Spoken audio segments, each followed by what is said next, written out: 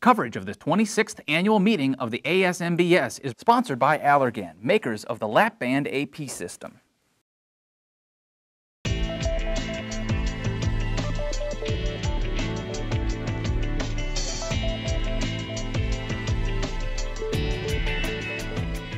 Hi, this is Leslie Thompson reporting from the 2009 annual meeting of the ASMBS in Grapevine, Texas, and I'm joined by Margaret Furtado, who is I want to get this right, clinical nutrition specialist at the bariatric surgery program at Johns Hopkins Bayview Medical Center. Perfect. It's a big mouthful and a very prestigious title. Thank you, Margaret, so much for being with us. Thank you for inviting me, Leslie. My pleasure.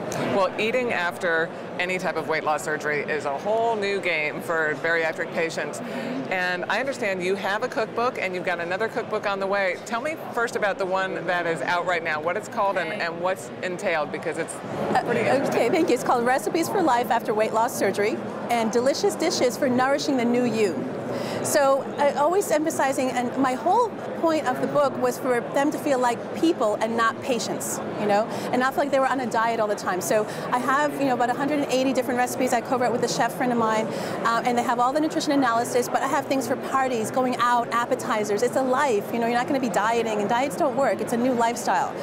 In the beginning, I have some pointers on the different surgeries, how to get enough fluid, protein. My chef co-author has some tips on how to stock a kitchen. And also I have a section on protein powders, and throughout I have some tips.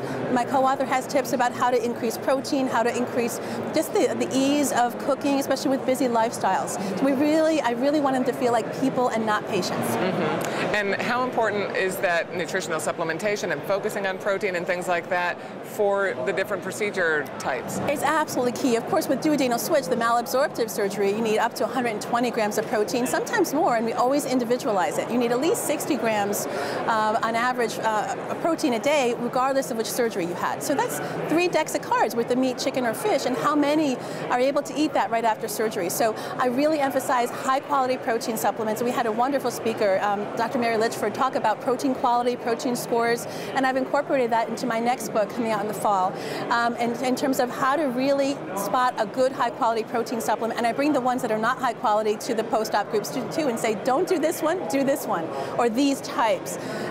Studies have shown if they're not getting enough protein, it can not only cause issues in terms of muscle breakdown, it can increase hunger and really cause more of a weight regain and failure. Interesting. Well, tell us about your new cookbook, because I was very impressed to know that you're part of the Idiot's Guide series now. I've happened just very quickly over Christmas. It's the Complete Idiot's Guide to Eating Well After Weight Loss Surgery. So I have a different chef consultant, Joe Ewing, and he helped me with a great deal. We have about 150 recipes. We have all the nutrition analysis for all the surgeries. And I have half of the book I wrote solely about carbohydrates, proteins, fats, how to read a food label, the different surgeries and how to really maximize it as a tool. And I have another section on how to spot red flags, and also a section on how to overcome red flags and maintain a healthy weight for life. I incorporate some stress reduction, yoga, because I really truly feel getting enough sleep, you need to really look at the entire person, and our environment, unfortunately, is not in a bubble.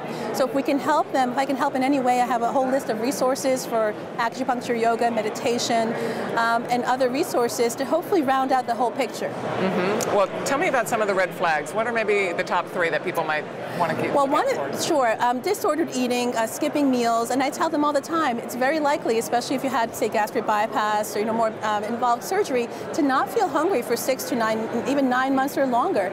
And when they start skipping meals and then suddenly they feel hungry, eating too quickly, called frothing or foaming at the mouth, those are signs they're eating too quickly. Right. Another thing, and I don't like the terms, I apologize, but the grazing, so constantly crackers, that constant snacking that many times is emotional eating, and even here at the meeting we've heard with binge eating. And I tell my patients all the time, they operate on your gastrointestinal tract, not on your brain. So you're going to have the same personality. So guess what? You may have even different stressors.